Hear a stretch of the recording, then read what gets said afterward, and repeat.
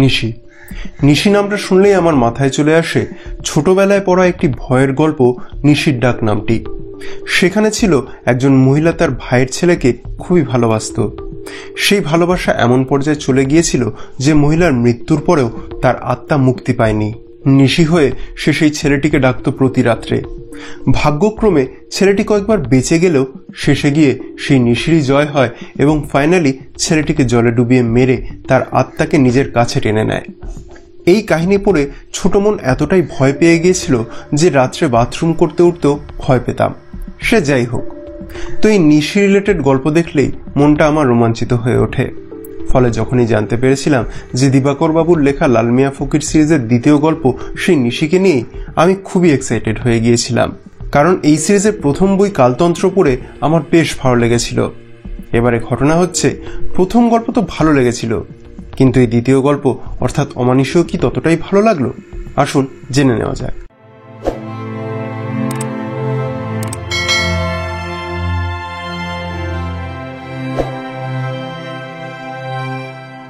প্রথমেই আমি গল্পের বিষয়বস্তু ছোট্ট করে নন স্পয়লার ভাবে আপনাদের সামনে তুলে ধরি।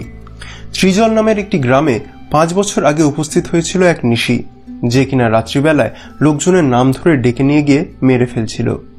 বেশ কিছু মৃত্যু হওয়ার পর গ্রামের লোকেরা মধু ওঝার শরণাপন্ন হয় এবং সেই বিপদের হাত থেকে গ্রামকে রক্ষা করে। কিন্তু আবার 5 বছর পরে শুরু হয় সেই একই বিপদের সূত্রপাত। মধু ওঝাকে আবার ডাকা হয় গ্রামবাসীদের রক্ষা করার জন্য। সে নানা রকম চেষ্টা করে, কিন্তু এবারে সে আর সফল হতে পারে না। গ্রামের লোকজন আবার মরতে শুরু করে, কিন্তু এবারে আরো যেন নৃশংসভাবে। এবারে তাই ডাক পড়ে গিরিনাথ তান্ত্রিকের এবং তার সাথে সহকারী হিসেবে আসে 14 বছরের বালক লাল মিয়া ফকির।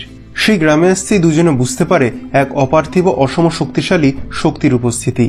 সেই শক্তির ক্ষমতা এতটাই বেশি যে সে লাল মিয়া ফকিরের গুরু মহাশক্তিশালী গিরিনাথ তান্ত্রিককেও কাবু করে অসুস্থ করে ফেলে। এবারে লাল একা কি করবে? সে তো এখনো সবে শিক্ষানবিশ।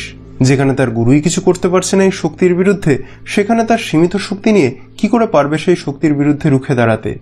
নাকি গ্রামবাসীদের মতন তাদেরও হবে অপমৃত্যু? জানতে হলে পড়তে হবে এই অমানুষী উপন্যাসটি। এবার আসি সব থেকে বড় প্রশ্নে, আদৌ কি এই বইয়ের পিছনে সময় দেওয়া উচিত হবে? আগেই বলছিলাম যে প্রথম পার্টটি পড়ে আমার বেশ ভালো লেগেছিল, তাই এই বইটা নিয়ে আশাটা একটু বেশি ছিল বলেই হয়তো সত্যি বলতে এই কাহিনী পড়ে আমি কিন্তু ডিসঅ্যাপয়েন্ট হয়েছি। বইটির মধ্যে ভালো দিক বলতে দুটি বিষয় মনে হয়েছে। সেটা হলো লেখকের লেখনী, যা বেশ ভালো, যার ফলে গল্পটি পড়া শুরু করলে তাড়াতাড়ি শেষও হয়ে যায়, কোথাও বোর ফিল করায় না। এবং দ্বিতীয় যেটা পজিটিভ মনে হয়েছে সেটা হলো বিবরণ। স্বাধীনতা পূর্ববর্তী গ্রাম বাংলার বিবরণগুলি পড়তে খুবই ভালো লাগে। এছাড়া সমস্ত ঘটনার ডিটেল বিবরণ রয়েছে, যেন মনে হয় আমরা সমস্ত ঘটনা চাক্ষুষ করতে পারছি। এই দুটি পয়েন্টই আমার কাছে এই কাহিনীর ক্ষেত্রে পজিটিভ বলে মনে হয়েছে। এবারে নেগেটিভ পয়েন্টে যাওয়ার আগে বইটির প্রোডাকশন কোয়ালিটি নিয়ে একটু বলে নিই। বইটি প্রকাশিত হয়েছে বুকলুক প্রকাশনী থেকে। বইটির মুদ্রিত মূল্য 299 টাকা। বইটিতে পৃষ্ঠা সংখ্যা রয়েছে 144টি। বইটি হার্ড বাইন্ডিং এ রয়েছে এবং দাম অনুযায়ী বাইন্ডিং আমার বেশ ভালোই লেগেছে। বইটির উপরে ডাস্ট জ্যাকেট আছে, যেটা আঠা দিয়ে বইয়ের হার্ড কভারের সাথে লাগানো রয়েছে। বইটির পেজ কোয়ালিটি এবং প্রিন্টিং কোয়ালিটি আমার বেশ ভালো লেগেছে। বইটিতে যে সাইজের ফন্ট ইউজ করা হয়েছে সেটা পড়তে আমার কোনো অসুবিধা হয়নি। এবারে আসি বইটির প্রচ্ছদের ব্যাপারে। বইটির প্রচ্ছদ করেছেন সুমন সরকার। প্রচ্ছদটি আমার খুবই ভালো লেগেছে। এই প্রচ্ছদের কারণেই এই বইয়ের দিকে দৃষ্টি আকর্ষিত হয়। এমনকি আমার বাড়ির সব থেকে ছোট একজন মানুষ যে সবে পড়া শিখেছে, সেই প্রচ্ছদ দেখে আমায় বলেছে যেটা ভয়ের বই নাকি। বইয়ের ভেতরে কোনো অলংকরণ নেই, সেটা থাকলে হয়তো আরেকটু ভালো হতো। বইতে অল্প কিছু মুদ্রণ প্রমাদ নজর এসেছে আমার, যেটা পড়তে আমার খুব একটা অসুবিধা হয়নি। এবার আসি বইটির নেগেটিভ পয়েন্টে। প্রথম যেটা নেগেটিভ পয়েন্ট আমার লেগেছে সেটা হলো অত্যন্ত প্রেডিক্টেবল একটি স্টোরি লাইন। এই ধরনের ভৌতিক বা অলৌকিক কাহিনী যারা পড়ে অভ্যস্ত, তারা বইটির প্রথম হাফ পড়েই একটা আইডিয়া করে নিতে পারবেন যে কি হতে চলেছে। আমার ক্ষেত্রে যেমন ঠিক যা এক্সপেক্ট করেছিলাম ঠিক সেটাই পেয়েছি, ফলে নতুনত্ব কিছু পাইনি এই কাহিনীর মধ্যে। দ্বিতীয় নেগেটিভ পয়েন্ট হলো অযথা গল্পকে টানা। গল্পের শুরুর দিকে বেশ কিছু দৃশ্য এমন আছে যার সাথে গল্পে কোনো যোগাযোগ নেই।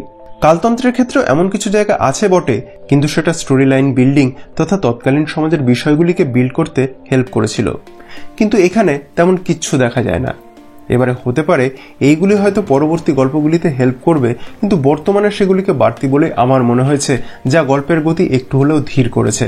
তৃতীয় নেগেটিভ পয়েন্ট হলো ভিলেনের মোটিভ। এখানে মেইন যে ভিলেন রয়েছে তার মোটিভকেও সেরকমভাবে এস্টাবলিশ করা হয়নি, এবং সত্যি বলতে ভিলেনকে কখনোই সেই লেভেলের থ্রেট বলে আমার মনেই হয়নি। শেষে একটা টুইস্ট মতো দেওয়ার চেষ্টা করা হয়েছিল মেইন ভিলেনকে রিভিল করে, কিন্তু আমি যেহেতু সেটা আগেই প্রেডিক্ট করে ফেলেছিলাম, তাই আমার ক্ষেত্রে সেরকম কিছু মনেই হয়নি। এখানে ভিলেনকে আর একটু স্ট্রং এবং পাওয়ারফুল দেখানো উচিত ছিল, যেটা প্রথম পার্টে খুব সুন্দর করে দেখানো হয়েছিল। এছাড়া আরও কিছু নেগেটিভ পয়েন্ট রয়েছে, যেমন লাল মিয়া ফকিরের গুরুকে একদমই কমজোর দেখানো, বিভিন্ন মৃত্যুগুলির একই রকম পরিবেশকে বারবার সৃষ্টি করা ইত্যাদি, যেগুলি গল্পের গতিকে যেমন রুদ্ধ করেছে তেমনি খুবই প্রেডিক্টেবল করে তুলেছে।